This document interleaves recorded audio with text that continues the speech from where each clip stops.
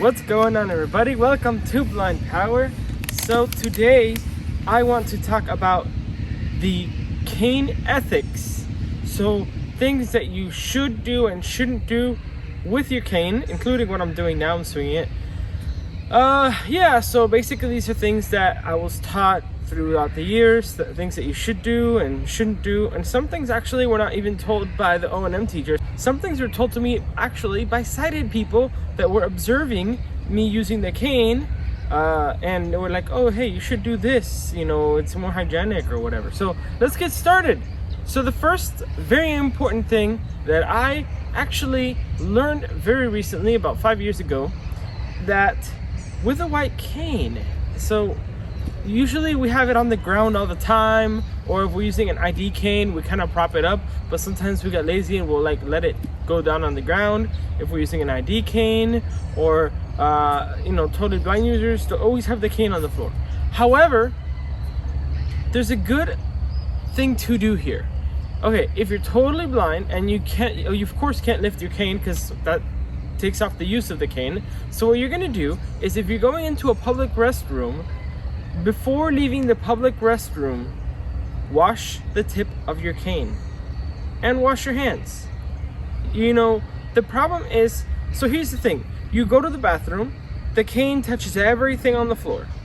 Then you go and you close your cane, you touch the tip. So therefore, bacteria from the public restroom is on your hands. And well, guess what? If you're gonna eat something, you gotta be aware that, okay, if you touch the cane, might as well wash your hands, because the cane is a very dirty item. It goes everywhere with you, it touches the floor all the time. So it's always good to wash the tip of your cane before leaving a public restroom. And also, it's always good to make sure that if you're using an ID cane, if you're visually impaired, lift the cane up from the floor when you're going to the public restrooms. This is for ID cane users only.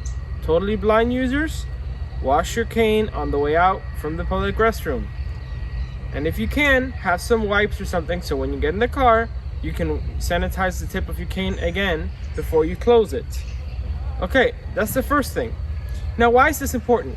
Every time you close your cane, so when you close your cane, okay, you're closing your cane, blah, blah, blah, and then you're gonna put the little loop on it, your hand grazes, if you're not careful, the top of your fingers grazes the ball tip of your cane, and it's like, you may not realize that you're doing that at the moment, but it's a thing, okay? That's the first ethics of the cane, and it's more of a hygiene type of thing, all right? The second thing is, sometimes we're standing and we get bored and we tend to swing our cane around. Like, I tend to do this all the time. And it may be fun, but it's not good use of the cane. What you should do is keep your cane always in front of you. If you're not using it and you're standing still, make sure it's facing toward the ground. Make sure it's upright. If you're using it, fine, use your cane like you normally do, okay? That's fine. But when you're standing up, put it upright. Why is it good to put the cane upright when you're standing still? If someone's passing by, they don't have to step over, and it's courtesy. I understand that, you can have it like this, and sure, it's fine, nobody's gonna tell you anything. Honestly, I've done it, in the past too, but honestly, I just prefer to be calm and courteous when I'm standing still and I'm not using the cane, to have it upright. Okay, so the third thing I want to talk about is, if you have a non-folding cane, how should you store it in a crowded environment? So say you're sitting down and there's a lot of seats. Okay, so I'm sitting down, I have my cane, it doesn't fold. I will put it under my chair, so that way it doesn't bother anybody or you. Because if you put it in front of your chair, say I'm the chair and I put it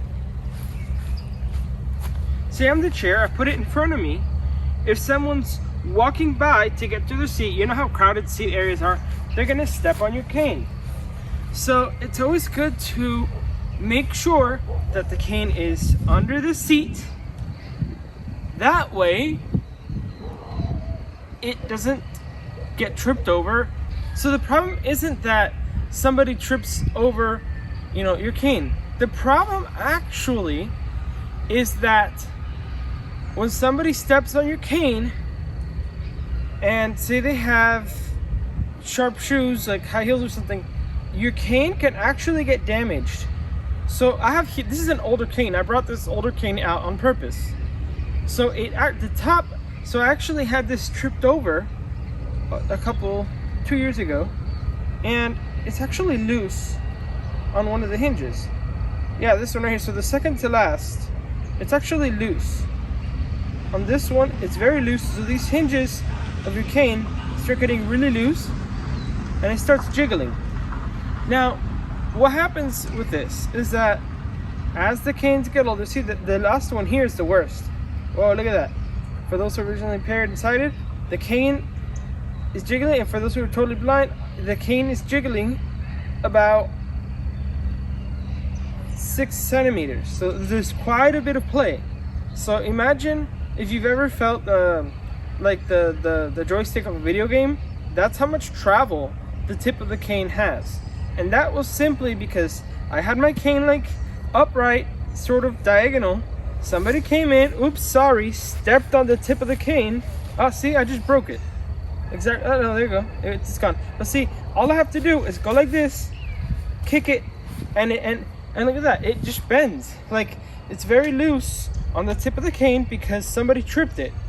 So that's something to be aware of. The hinges of the cane, the places. So what happened is with these tips of the cane, each fold has a little piece of metal, and sometimes the piece of metal, like in this case, when it tripped, the piece of metal broke off. So now what holds the top of the cane, the bottom of the cane, what holds that piece of fold is actually the string and a little bit of metal that didn't get broken. So the cane is now jiggling. Now, I call it more of an extreme case, but that's still prone to happening. Those are the things that I wanted to mention, for the basic ethics. Now I want to talk about theme parks where you have to go on rides. Okay.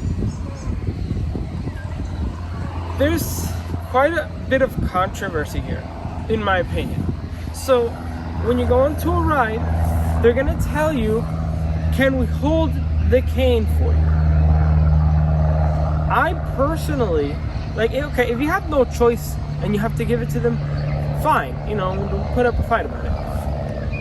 But honestly, why give it to somebody when, if it's a straight cane, you have to, but if it's a folding cane and you can fold it, take it with you. The reason why is because you can actually, when you're getting off a ride and you need to see how far the step is down from, the ride, and like the floor terrain, you need to plan out the floor. When you're getting out of the ride, you have your cane. People will try to, hold your arm and, try to help you out. But honestly, with your cane, it's a lot faster and a lot more comfortable, and you feel more secure of yourself. So that is the ethics of the white cane. As you notice, ID canes and regular canes have pretty much identical ethic ethic beliefs, I guess. So the only thing with ID canes, you have more chance to lift it from the ground if you're in a public restroom, versus a normal cane. You have to wash it a lot more because you're using it and you can't lift it from the ground. So basically, the ethics between a white cane and a ID cane is pretty much 99%. Like, there's very few scenarios where they're different, but those are the ethics for the white cane. I hope you guys enjoyed this video. The reason why I make this video is so that new people who just lost their vision and are new cane users can understand some ethics about the cane that perhaps mobility teachers won't tell you, because these are things that you know, you learn through experience. And I might as well share my experience with the white cane. I'm 26 years old. I've been using a cane for 23 years. About there, 23, 24 years. I was very, very young when I started using a cane, okay? Probably even longer than that. Probably 25 years using a cane. And you know what? Those are the things that I've learned throughout the years. Those are the ethics. I'm gonna make another video talking about how not to lose your cane, which is a problem when you're visually impaired. Stay tuned. Hope you guys enjoyed this video. Comment, rate, subscribe. Thanks for watching. Goodbye. Hit the subscribe button and remember to enable the notification bell to get all notifications of blind power uploads. Hope you guys enjoyed this video. Thanks for watching.